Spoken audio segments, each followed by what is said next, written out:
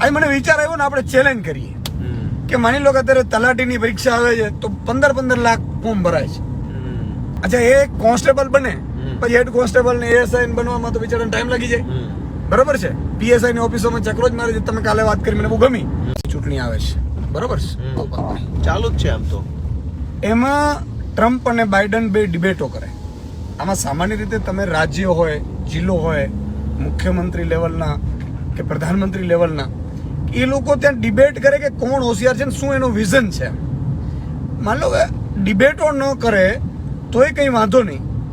આપણા ગુજરાતમાં તો એવા નેતા બેસાડી દેવામાં આવ્યા છે કે જેમને ખરેખર નિવેદનો કરે ચમરબંધીને છોડીશું નહીં, એક જ નિવેદન હોય, થિયરી હોય અને પછી પકડવાનું હોય નહીં. અને એ લોકો પાછા નીચે પણ એવું મેસેજ આપે 15 દિવસ છે, ચિંતા ન કરો. મતલબ સાગઠિયાને પણ એવો જ મેસેજ આપ્યો છે, ચિંતા ના કર, પછી તને છોડાઈ દેશું, તું કોઈ નામ ન લેતો. આવું હશે, આપણે ખબર નથી. પણ જે તમે જે અત્યારે પેલો જાડિયાની વાત કરી, ગંડુ રાજાની, એ સ્થિતિ છે. સવાલ લોકોને એ થાય છે, લોકો કન્ફ્યુઝન છે કે ઘણા લોકો એવું ઈચ્છે છે કે આ કેમ આ લોકો ચૂંટાઈ આવતા હશે. જેમ હું સમજુ છું એમાં 70-80% લોકો કે 50% જેમને બિચારાને પોલિટિક્સ સાથે કોઈ લેવા દેવાય નથી, અથવા પોલિટિક્સ સમજતા નથી, અથવા તો એમનો આગેવાન કે એને મત આપી દે છે. એક તો એ છે. બે છેડા ભેગા કરવામાંથી જ બહાર નથી આવતા. જે વ્યક્તિ ખાનગી શાળામાં ભણાવવા જાય છે, બાળકને 50,000 ડોનેશન આપે છે, તો ડોનેશન સરકારના કારણે આપવું પડ્યું છે, બિચારાને ખબર નથી. મિત્રો, શેર કરજો ફટાફટ, તો વધુ લોકો આપણે લાભ લઈ શકે. જે લોકો હોસ્પિટલમાં જાય છે ખાનગીમાં, એને ખબર નથી કે આ ભ્રષ્ટાચાર ભાજપના કારણે આવી સ્થિતિ થઈ. તમે વિચાર કરો, મુખ્યમંત્રીનો દીકરો આપણો ભાઈ જ કહેવાય બધા, એને દિલ્હી એટલે મુંબઈ લઈ જવું પડ્યું. આપણે અહીંયા હોસ્પિટલ નથી સારી, રાઘવજીભાઈ પટેલને ખાનગી હોસ્પિટલમાં લઈ જવા પડે. અમારા મિત્ર છે. આ વ્યવસ્થા ન હોવા છતાંય લોકો એકને એક પાર્ટીને મત કેમ આપતા હશે? અને બીજું કે એમના નેતાઓમાં પાછા કોઈ દમ જ નથી, અથવા તો એવાને આપણે કેમ આખું ગુજરાત આપી દઈએ છીએ કે જેમને ઘર ચલાવતા પણ બરોબર ન આવડતું. ગોપાલભાઈ, આજે ઈશુભાઈ એક વસ્તુ એ સમજીએ કે સમાજમાં નેતા કેવી રીતે કોઈ બને છે. આપણે ત્યાં સમાજમાં ડોક્ટર બનાવવાની વ્યવસ્થા છે, એન્જિનિયર, વકીલ, પીએસઆઈ, મામલતદાર, કલેક્ટર, એ બધું જ બનાવવા માટેની સમાજની અંદર એક વ્યવસ્થા છે. વ્યવસ્થા બે પ્લેટફોર્મ ઉપર છે, સરકારના પ્લેટફોર્મ ઉપર પણ છે અને જ્ઞાતિના પ્લેટફોર્મ એટલે કે સમાજમાં છે. સમાજ હોસ્ટેલો બનાવે, સમાજ કોચિંગ ક્લાસ બનાવે, સમાજ હોસ્ટેલો બનાવે, સમાજ પછી એની બધા સેમિનાર રાખે, અને સમાજ પોતે સામૂહિક રીતે એક માણસને ડોક્ટર બનાવવાનો, પીએસઆઈ બનાવવાનો, કલેક્ટર બનાવવાનો પ્રયત્ન કરે. બરાબર છે? એટલે સમાજનો જે પ્રયત્ન છે એ સામૂહિક પ્રયત્ન છે, સમૂહનો પ્રયત્ન છે. એટલે સમૂહ જ્યારે પ્રયત્ન કરતો હોય ત્યારે સમૂહ એ પણ જોવે છે કે યોગ્ય વ્યક્તિ પાછળ સમૂહની ઉર્જા લગાડવામાં આવે.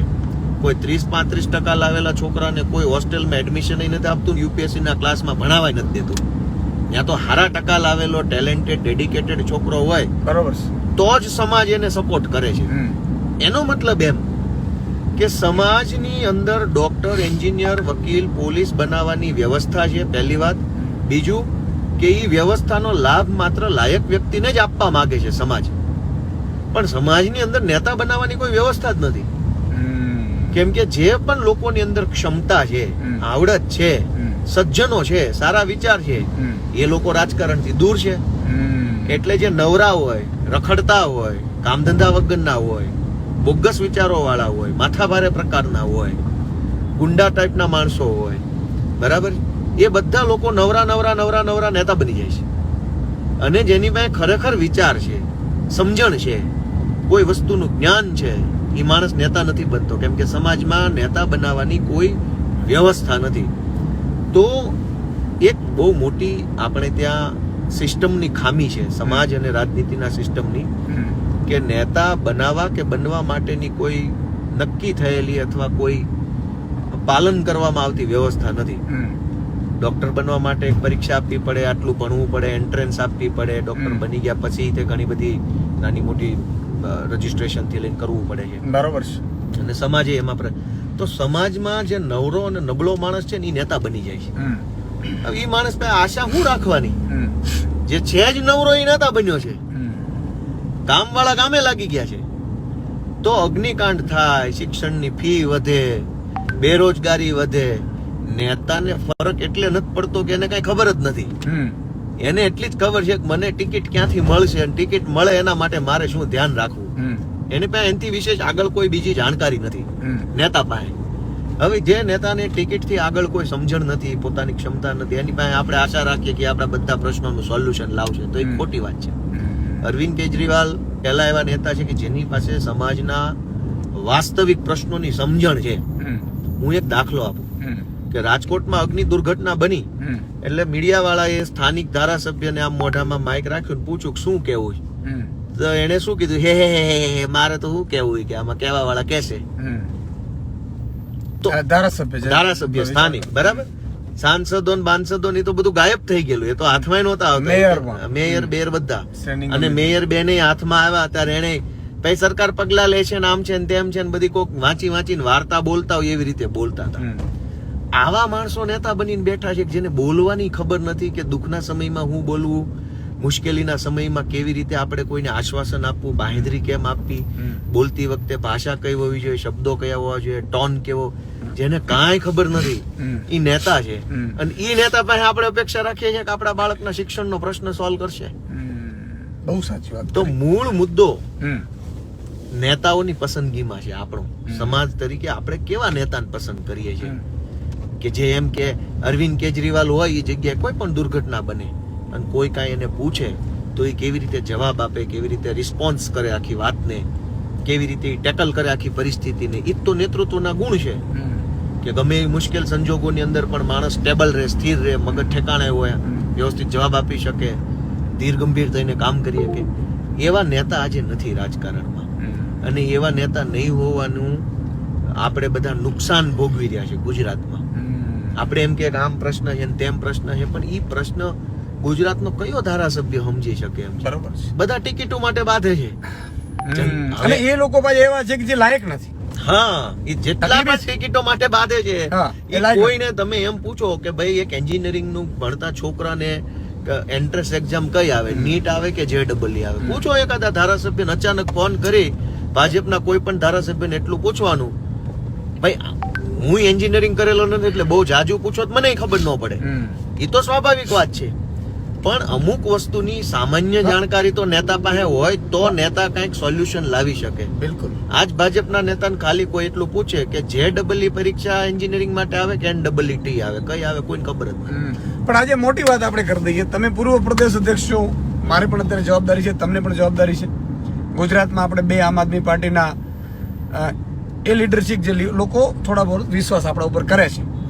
આજે મને વિચાર આવ્યો ને આપણે ચેલેન્જ કરીએ કે માની લો કે અત્યારે તલાટીની પરીક્ષા આવે છે તો 15 લાખ ફોર્મ ભરાય છે, કોન્સ્ટેબલની પરીક્ષા આવે છે તો 10 લાખ ફોર્મ ભરાય છે. આપણે એ યુવાનોને કહીએ છીએ કે ભાઈ ફોર્મ ભરવા જાઓ છો, આવો પોલિટિક્સમાં, સરપંચ બનો, તાલુકા પંચાયતના સભ્ય બનો, જિલ્લા પંચાયતના સભ્ય બનો, તમે તૈયાર થાઓ, તમે રાજનીતિ કરો. આ લોકો નોકરીમાં જાય, તૈયારીઓ કરે, ભણે, હોશિયાર છે, લાયક છે, કોન્સ્ટેબલને લાયક છે, તલાટીને લાયક છે, એના પેપર ફોડે. તો આ સિસ્ટમમાંથી બહાર નીકળવું હોય તો આમ આદમી પાર્ટી તમને પ્લેટફોર્મ આપે છે, બહુ મોટું પ્લેટફોર્મ આપે છે. તમે તમારા વિસ્તારમાં તમારી ટીમ બનાવો, મજબૂત થાવ. બરોબર છે મનોજભાઈ? બિલકુલ. આજે મનોજભાઈ સોરઠિયા પણ અમારા સંગઠનના મહામંત્રી છે.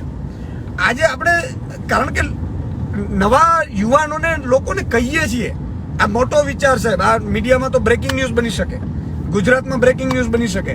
તમે 15 લાખ તમે તૈયારીઓ ખૂબ કરી છે, 15 લાખ ફોર્મ ભરીને તલાટીમાં જાઓ છો, એના કરતા ગોપાલભાઈ એ માની લો તાલુકા પંચાયતનો સભ્ય બની જાય, બરોબર છે, તો બીજા 10 તલાટીઓ એને ત્યાં આવે ને. અચ્છા, એ કોન્સ્ટેબલ બને પછી હેડ કોન્સ્ટેબલ ને ASI બનવામાં તો બિચારાને ટાઈમ લાગી જાય, બરોબર છે. PSI ની ઓફિસોમાં ચક્રો જ મારે છે. તમે કાલે વાત કરી, મને બહુ ગમી. આપણે સૌએ એક વિડીયો પણ બધા અલગથી બનાવીશું કે આવો તમે સરકારી નોકરી કરવા તૈયાર થાય એના કરતા સિસ્ટમ બદલવા માટે. આમ આદમી પાર્ટી કામની રાજનીતિ કરે છે. તમે ભણેલા ગણેલા છો, માન લો કે પોલીસમાં જાશો, તમે બિન સચિવાલયની પરીક્ષામાં જાઓ છો, તમે ગ્રાન્ટ સહાયકમાં જાઓ છો, તમે તો તમારા વિસ્તારમાં જો તમે કામ કરી શકતા હો, મજબૂત હો, લીડરો, તો આવો આજથી 5 ગામ તમે બદલો, સારી રીતે 5 ગામના કામ કરો 2 વર્ષ સુધી, તો તાલુકા પંચાયતની સીટ તમે જીતી શકો, 8-10 ગામના સારા કામ કરો, જિલ્લા પંચાયતની સીટ જીતી શકો અને મજબૂતાઈથી કામ કરી શકાય. મનોજભાઈ, તમારી પાસે આવું છું કે સૌથી મોટો પ્રશ્ન એ છે, એવું નથી કે કામ નથી થઈ શકતા. અરવિંદ કેજરીવાલજીએ 8-9 વર્ષમાં મનીષ સિસોદિયાજીની જોડીએ શિક્ષણની વ્યવસ્થા બદલી નાખી. ક્યાં? દિલ્હીમાં. અચ્છા, દિલ્હીમાં 10 વર્ષથી ફી વધી નથી ખાનગી શાળાઓની. અને વૈષ્ણવજન તો તેને કહીએ જે પીડ પરાઈ